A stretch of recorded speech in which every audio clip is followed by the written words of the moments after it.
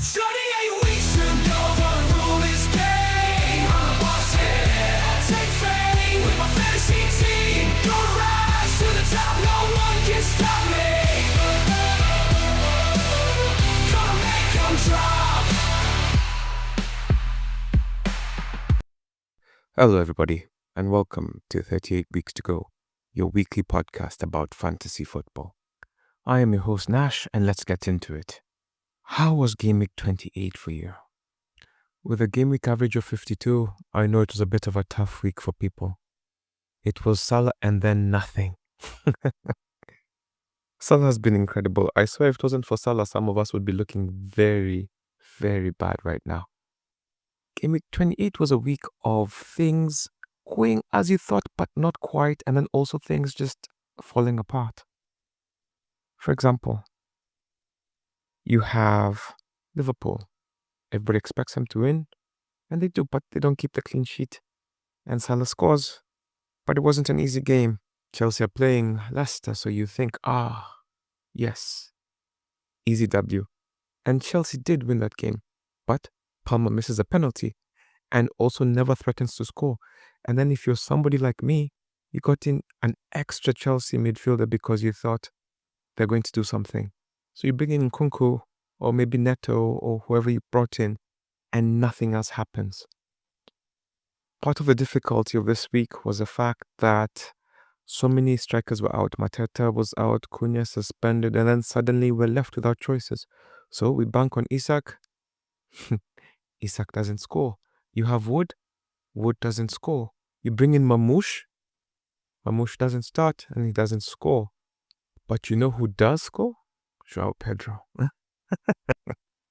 That man, he's the best player for if you need him. He is not going to show up, but when you don't need him, he's right there. I think he's the best placed striker for that third striker position. The guy you don't care if he performs as long as the other two do. So, of course, it means now that we're all going to sell Palmer, which he rightfully deserves. But then now he'll go and score 4 goals, but I'm done.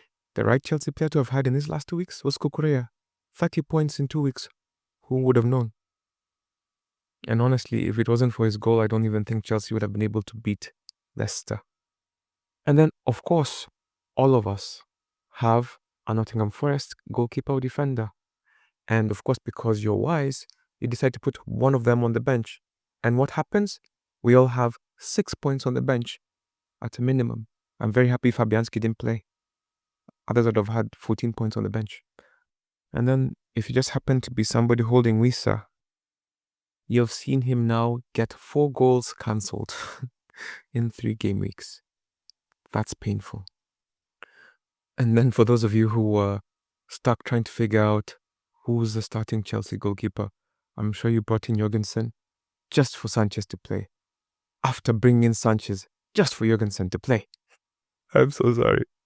So for all of you who captained Palmer, I'm very sorry. The most surprising game of the week was Nottingham Forest 1, Manchester City 0. I think it's still a surprise because Man City, I know they're not having a great season, but it's still surprising when they lose, even though they've lost many this season. Does that make sense? When Mamouche didn't start, I was shocked. But then also, I've said it before, whenever Nunez plays right back, I'm just not confident in Man City. For me, that's the most important thing they need to address in the off-season, since they didn't address it in the window. I would have rather had a Kyle Walker playing there than whatever Nunez does. He just can't play that role. And Pep, I don't know what he's doing. He might as well just go for the Crystal Palace Munoz guy in the off-season because this Nunez thing is just going to keep backfiring in his face. He might as well start playing Gundogan there. Man City didn't threaten much. It was quite an odd one. They just seemed like they'd taken the day off. They were really unable to conjure anything meaningful or impactful in that whole game. It was quite a bit of a surprise, honestly. Considering how they beat them last time, you'd think it would be more of the same, but there was just nothing. And now with this blank game week coming up, a lot of us are going to be getting in Haaland. I still maintain Mamu should start ahead of Doku. He just has a better partnership and he sees the game better. For us to continue the amazing season, and I feel bad for not having faith in them, this is the second week in a row that I've kept Milenkovic on my bench because I fear them. And now you have Sels who has had now 12 clean sheets. He's the leader. He's going to get the Golden Glove possibly this season. Gibbs White had the assist for the Callum Hudson-Odoi goal. Hudson-Odoi had 3 bonus points. Murillo had 2 and Sels had 1. You know it was a tough scoring game week when 3-1 is the highest score of the game week. And this saw Liverpool beat Southampton. Now, Southampton scored first, which was devastating to me because I thought Liverpool was suffering from the PSG game. And they were suffering. They just didn't play as well as they had in the past. But they recovered. Nunez got in, and then Salah took over the game, scored 2 goals, a penalty and a goal. He was good. He's Salah. He's the best player in the Premier League right now. Luis Diaz and Darwin Nunez had the assists. So Salah had 3 bonus points, Darwin Nunez had 2, and Luis Diaz had 1. Smallbone had the goal, no assist. It was a bit of a weird goal, but they all count. And yeah, Liverpool continue marching on to the title. The other team which had a say, well, yeah, I guess used to have a say in the title race, was Arsenal. And their game was a marquee fixture of the weekend. Man United won, Arsenal won. Now, if you remember the preview pod, I said this was the kind of game Manchester United did to take advantage of because Arsenal are not as strong as they have been. This wasn't a fixture with the strength or pull it has had in the past. And to be fair, Manchester United seemed the better team. I thought Arsenal would show a better performance having beaten PSV 7-1 in the game in the week. But that wasn't meant to be.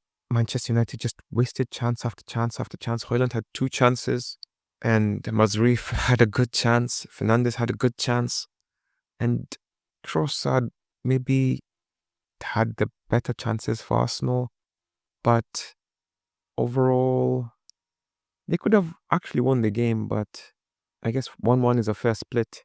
But if you're a Man United fan, you will feel like you were robbed. But honestly, Raya had the game of his life. It was the best game I've seen Raya play. I'm going to check, but I hope he had the 3 bonus points. Okay, I'm honestly surprised that he didn't get anything. Bruno Fernandes scored off a Garnacho assist, which was just a free kick. He got fouled for the free kick, which Fernandes scored. And then Timber made a nice run, gave the ball to Rice, and Rice scored. Now, Rice had the 3 bonus points, Bruno Fernandes had 2, and Odegaard had 1. Honestly, Raya should have had something. He was impressive. The quality of the saves he made, I know there were just 5, but the quality, he stopped like 3 goals. It wasn't just like they shot at the keeper straight. He had to work for those saves. Looking at the round points, Henderson from Crystal Palace had 10, along with Hermansen from Leicester, who saved Cole Palmer's penalty. Both of them had 10. Sanchez from Chelsea had 9, Sales had 8, and Olsen from Aston Villa had 7. In defense, Cucurella had 15, Van Hecke had 9, Mings, Trippier and Murillo had 8, Konsa, Tosin and Livramento had 7. When it comes to midfield, Salah, King as usual, 15.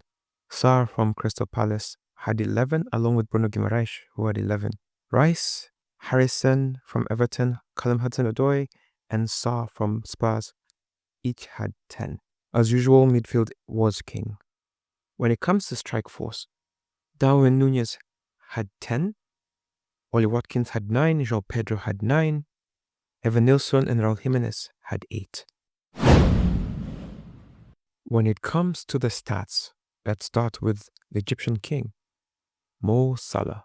Mo Salah is having the best fantasy season that has ever been had by any single player ever. And we still have games to go. He has racked up 306 points, which beats his tally of 303 which was the previous highest points. Luis Suarez is third with 295, Frank Lampard 284, and Cristiano Ronaldo 283. So by the time we have roughly 9 game weeks left, he could reach 400. I'm just saying he could. He may not, but he could. So basically, if he doesn't play for the rest of the season, he will still end on top of the Fantasy Premier League table. That's ridiculous. Whilst we're still glazing Salah, he is now the 5th all-time top scorer in the Premier League. He just tied with Sergio Kun Aguero, and now he's just 3 behind Andrew Cole in 4th position. So by the end of the season, he will have overtaken Andy Cole. I don't know what Liverpool need to do, or rather, I don't know what they're waiting for. Just give him the contract. Let him retire a legend. Bruno Fernandes has been directly involved in 25 plus goals in each of the last 3 seasons. 12 goals and 13 assists this season. Only Salah and Erling Haaland have done this. Bruno has scored a direct free kick in 2 of his last 3 Premier League games against Everton and Arsenal. He had only done so in 1 of his first 183 appearances. Isn't that crazy? Tottenham were losing 2-0 before coming and equalizing, and it was the 26th different time that they have been down 2+ goals and come back to salvage at least a point. And their record is they've won 19 and drawn 17. Only Manchester United have done more than them, and that's 30 times. No team have scored more goals from open play crosses than Bournemouth, which is 8. And 3 of those goals have been assisted by Kirkes. He is coming into my team. He should be in yours. Cole Palmer had a penalty saved by Hermansen in the Leicester goal. That was his first penalty miss in the Premier League. Maybe even in his career, who knows. That was his 13th penalty, and it ended the best 100% success record from the sport. Nuno Espirito Santo has won 4 Premier League games against Pep Guardiola. Only Jurgen Klopp, who has 5, has more wins than him.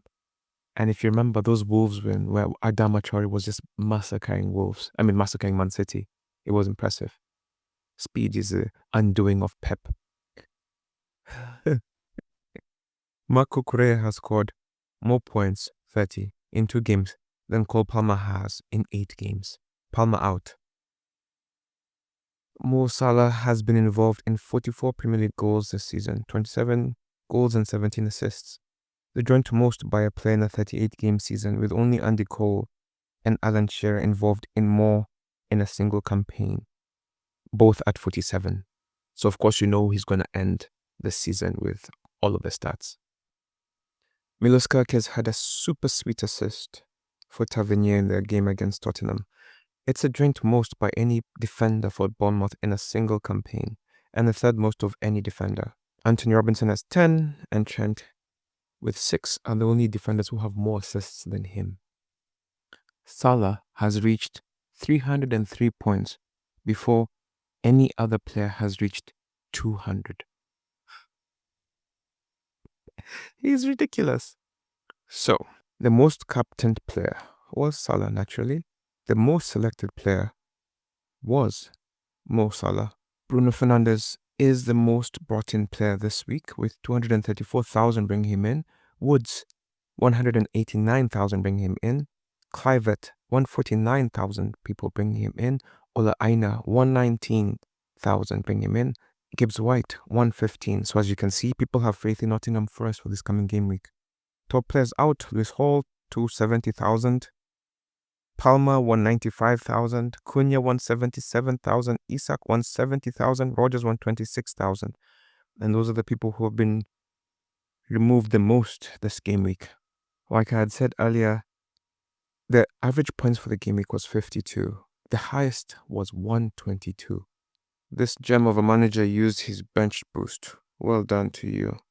That was a smart decision. The manager's name, or rather the team name, is Jota than the Sun. It's a funny name. Anyway, So his starting goalkeeper was Alisson, who gave him 3. Ola Aina had 6. Trent had 2. Ait Nouri had 2. Cucurella had 15. Rice had 10. Bruno Guimaraes had 11. Mo Salah had 30 as captain. Raul Jimenez had 8. Watkins had 9. Mamouche had 1. On his bench, he had Flecken, who gave him 3. De Ligt, who gave him 2. Fernandes, who gave him 9. And Sarr, who gave him 11. In our group, Mike Wow, manager of all 43 boys, was number 1. He had 84 points this week. Congratulations to you, good sir. So, he is still using his assistant manager chip, and that really helped. In goal, he had Verbruggen, who gave him 2. Then he had Munoz, who gave him 6. Wan-Bissaka gave him 2. Cucurella gave him 15. Timber gave him 5. Salah was his captain, gave him 30. Mumo gave him 2. Luis Diaz gave him 6.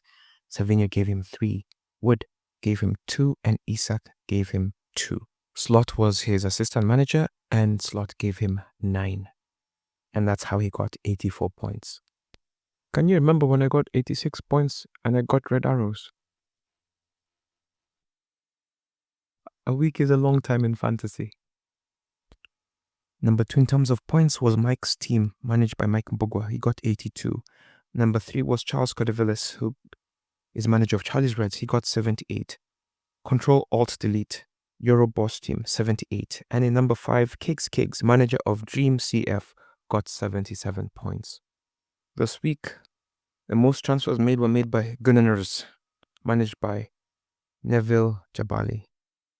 And then number 2, Mike's team, 5 transfers, along with Melvin Kater and Brian Ibrahim.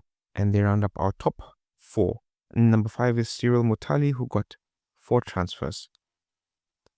In terms of change in team value, the highest change in team value is Elvis S., manager of Yai Pasua, who added 0.6 to his team.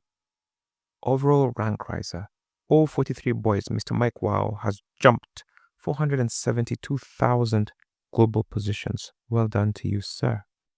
When it comes to our league, Sky FC have jumped 20 positions, and they are our league's top rank riser. As usual, the highest team squad value goes to Suraj Baigane, 106.6. When it comes to disappointing transfers, Dandaman Borneo, Rene Augusta, lost 13 points by making transfers. As in, his transfers were so poor that had he done nothing, he would have been 13 points better. Number 2 was Jeremy Yego, -9. Katambe Onyango Mandela was number 3, -7. Reeve Massime, -7. Alvin O, -7. And rounding up the top 5 is Alvin S., manager of Yai Pasua, -7. So as you can see, many people lost -7. So it wasn't a big loss. In such a low-scoring game week, it's very painful to have points on the bench, especially when you have 24 points on your bench. Now, El Fleek, manager of CPELFA United, got 68 points this week, but left 24 points on the bench. Henderson was his keeper, who had 10 on the bench. Kirkes had 4. Murillo had 8. And De Blink had 2. The curse of leaving a Nottingham Forest defender on your bench. Rounding up the top 5 is Brian Rutere, 22 points. Gwan Gimko, 22 points. Thagana Gatheru, 21 points. And Vinny Makori, 21 points. So I just looked at all of those teams just to see how many of them would have had a defender from Forest. And only one of those 5 had, 2 out of 5 had a defender from Forest. But the most shocking thing is that one of them had Salah on his bench. I'm like, bro, are you even trying? Salah on your bench. And not only that, Salah was the second sub. That's just wild. This must be, he's captain of Solanke, so he must be one of those guys who always captains Solanke whenever I read out to you that Solanke has been chosen by 2 people. Neville Jabali has seen his team value drop by 0.7. Most decrease in overall rank, Edmond, give them B. 396,000 positions dropped globally. That's not so bad. It's not great, but it's not so bad. When it comes to streak of red arrows, Mr. Bitcoin continues. And they are continuing their red streak in 10th. Wow, their 10th red arrow. In the least points, wow, we have Ahman Jr. He got 20 points. So this means no Salah. I haven't even looked at the team yet, but 20 points means no Salah.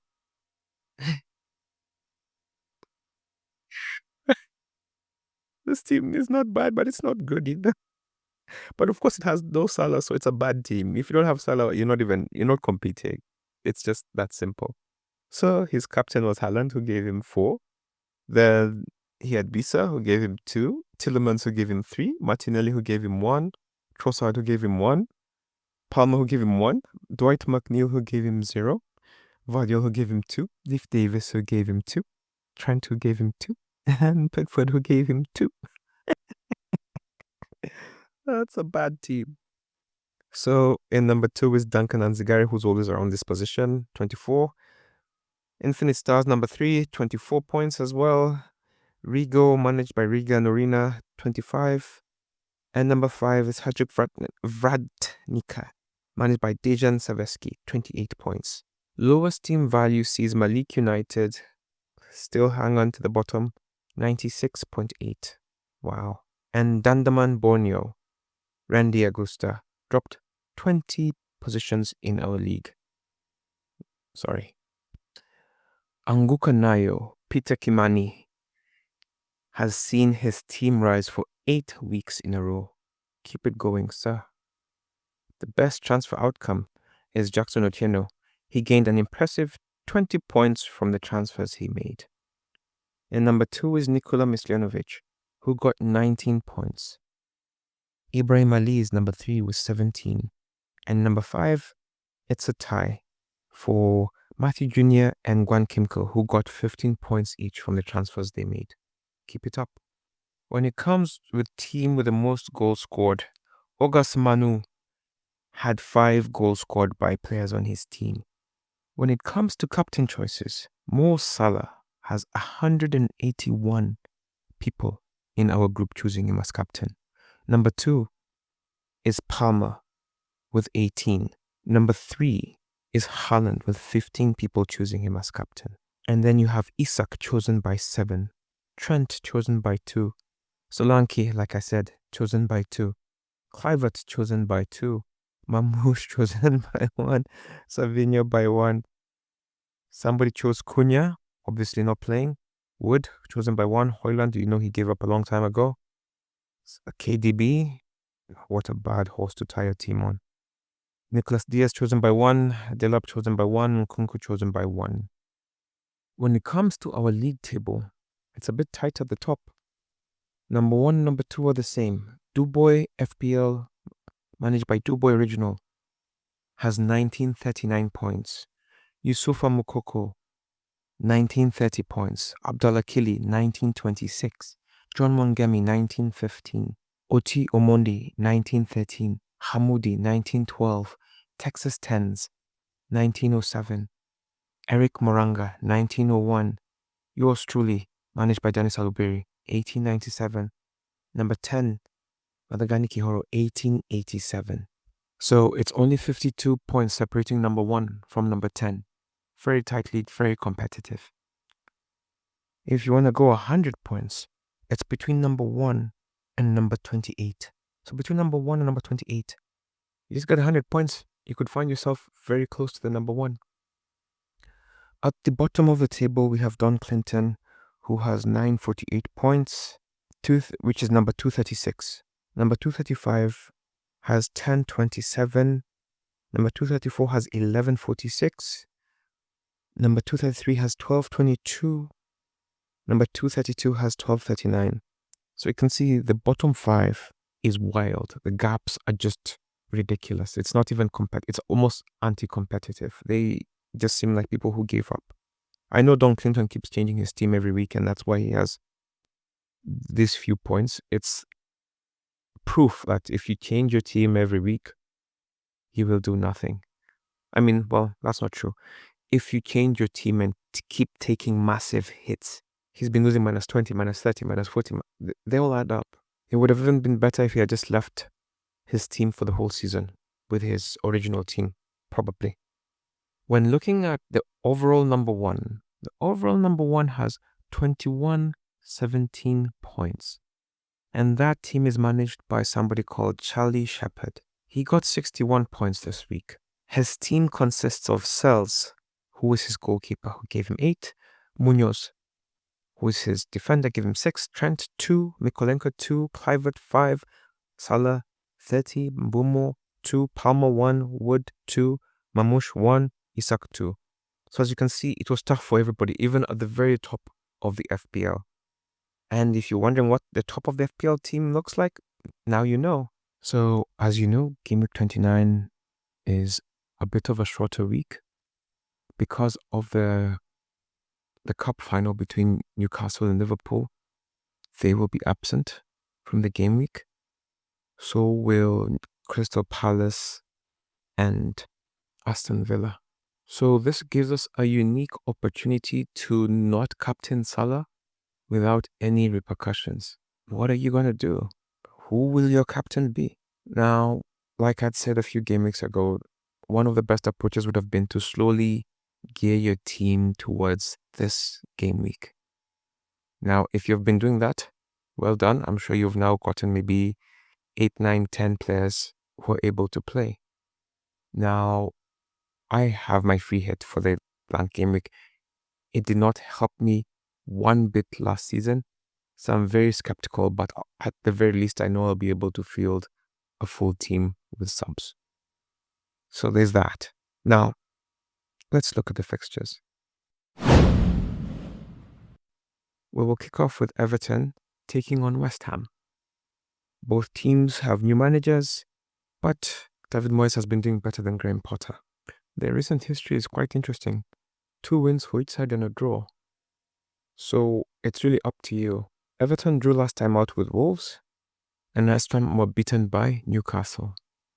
Souček had a really good chance, but that was pretty much it. They weren't very creative in that game. For Everton, Broja, Calvert-Lewin, McNeil, Di, Mangala are unavailable, while Somerville, Antonio, Fulkrug, and Kufal are unavailable for West Ham. Which means for Everton, if you're one of those guys who has one of the defenders, keep that defender, and then have Beto, and then have Doucouré.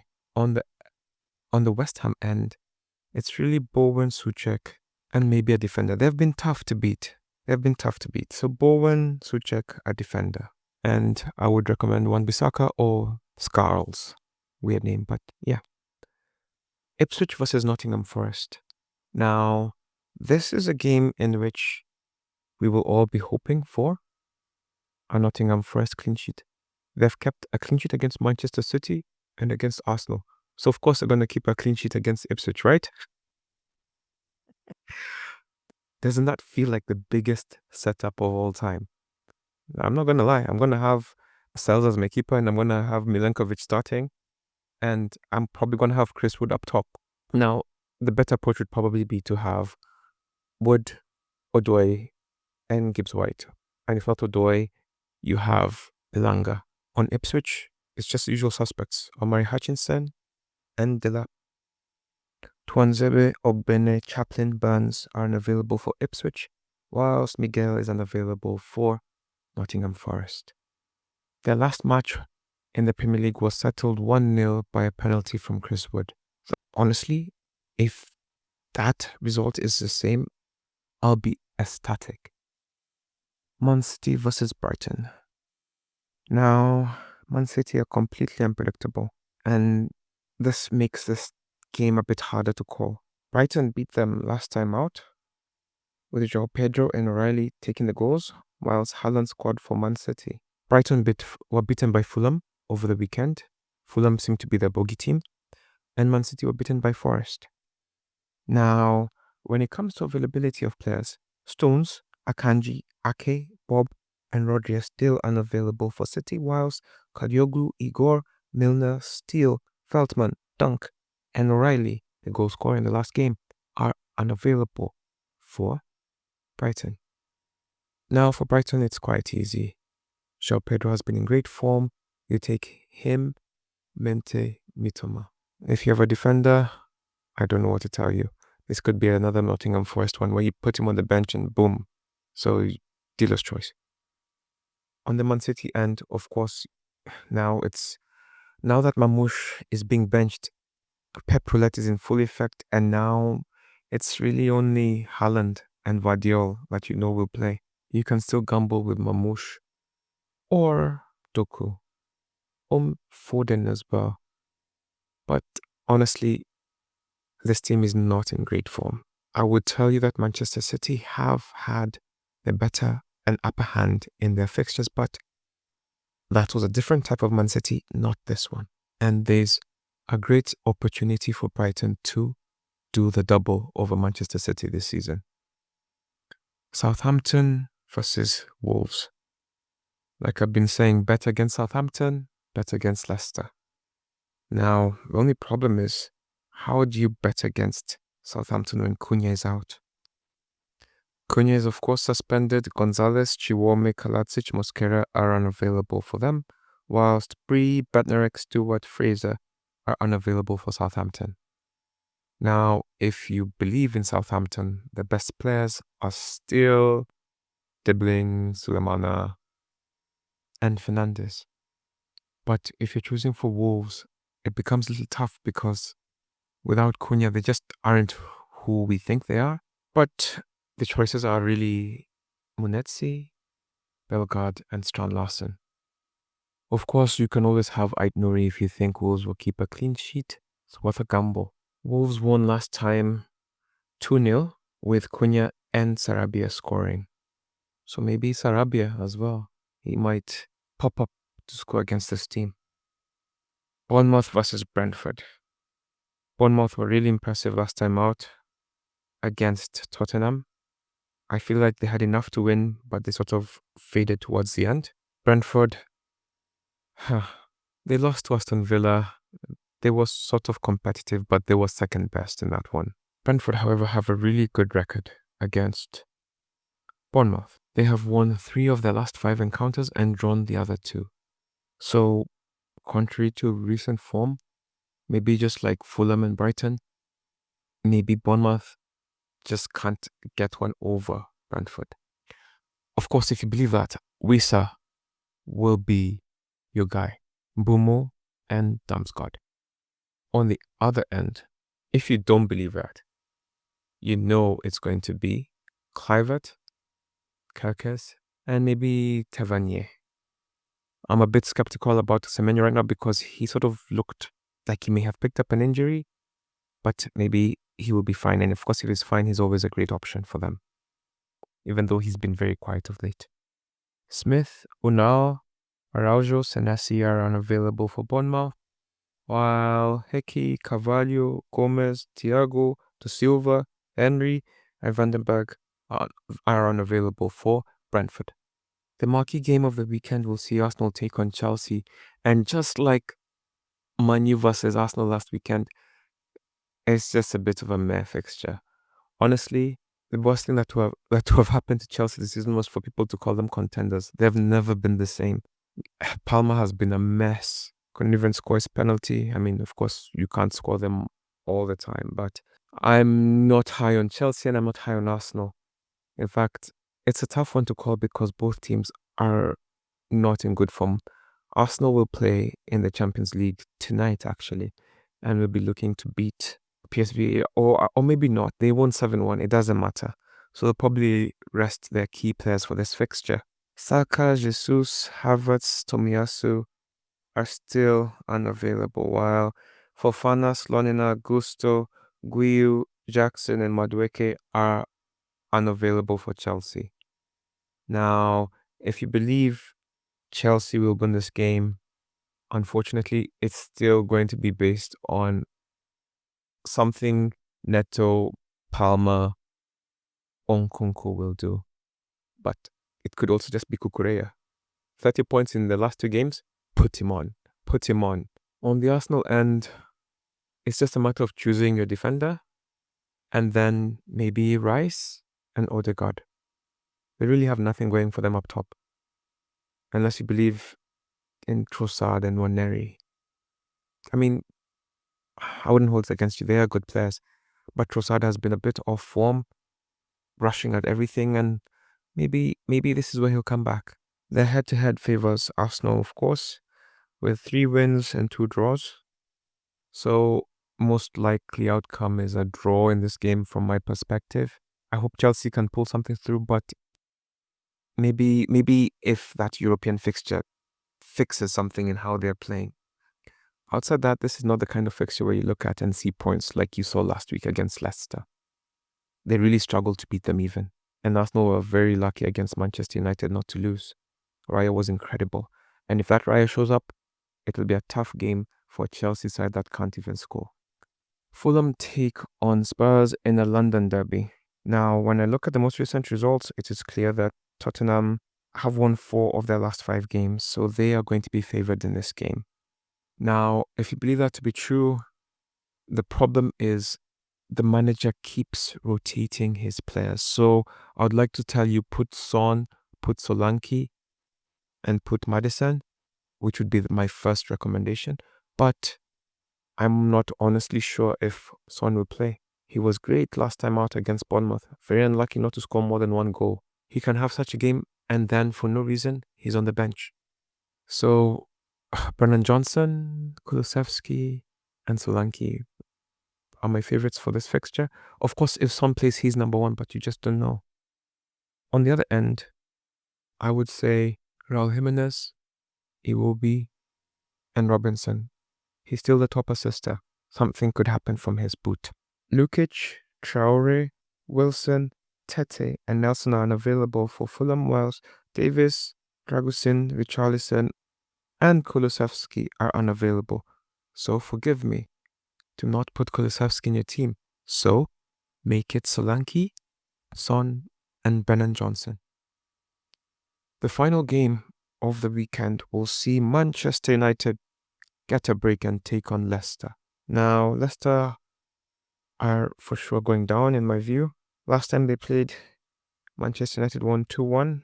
And if you remember the last time before that, Manchester United beat them 3-0 whilst Ruud was managing Manchester United, and that's what got him the Leicester job. And then he's proceeded to be Agent Zero to make sure Man United don't go down. Okay, I joke.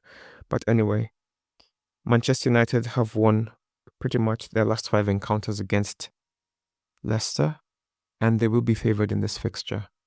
This is an easy game for Bruno Fernandes holders. He will be the first person to get. Now, Dogu, Bayender, Ahmad, Maguire, Evans, Mainu, Martinez, Shaw, Mount are all unavailable for Manchester United. That's a list. Suter, Fatau, Edward are unavailable for Leicester. Now, it goes without saying that Bruno Fernandes is the first person you should choose, then maybe Xerxes and Garnacho. On the Leicester end, just don't choose any player from their team. But, I mean, honestly, they haven't scored in let me see, hold on, in 5 Premier League games. I would say if they're to score, it would be from the Cordova Reed, Vardy, maybe Patson Daka or Ayew. That's about it.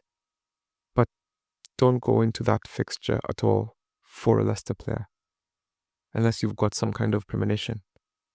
Having said that, Manchester United tend to struggle against bottom teams and perform better against top teams. So with the right choice of player, you could really get your differential. Now that Salah is unavailable, who will be the best captain choice? Now, when we look at Manchester United versus Leicester, where we just finished, I would say Fernandes is the best captain in that fixture, and probably one of the favourites for this weekend. Tottenham versus Fulham, honestly, you could gamble with Brennan Johnson and Son, and even Solanke. For Fulham, Raul Jimenez, he scored in the last game, he could score again. For Chelsea versus Arsenal, goodness, let's see. If I had to choose, I would say I'm not going to choose one from that fixture. Let's see. Everton versus West Ham, I can see Bowen delivering. I could see Beto scoring. He was unlucky in the last game. Nottingham Forest, you could choose a defender, or you could choose Wood. You could choose also Dilap. Man City versus Brighton, you could choose João Pedro. You could choose Haaland. Wolves versus Southampton, I would not choose a captain there. Bournemouth versus Brentford, honestly, you could choose Wisa, Damsgaard, Mbomo, or Kluivert. That was easy. When it comes to the FPL FDR, Arsenal play Chelsea. Then they take on Fulham, Everton, Brentford, and Ipswich. Now, the thing with Arsenal is that you've watched them of late. They are finding it very difficult to score. And they're still difficult to score against. So if you're going to be in Arsenal, just bank on their defense. Aston Villa don't play this weekend, but after that they have Brighton, Forest, Southampton, and Newcastle. Not easy fixtures. So if you've gotten rid of your Villa players, I wouldn't ask you to bring them back just yet.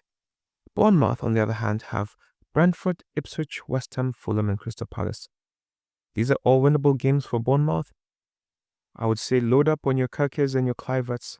It will be an interesting run. Brentford have Bournemouth, then they have Newcastle, Chelsea, Arsenal, and Brighton. After Bournemouth, which is a fixture they seem to win, they're going to have a bunch of difficult fixtures. Or rather, are they difficult fixtures? Newcastle, okay, they won. Maybe that'll be their toughest fixture. Chelsea and Arsenal have been meh.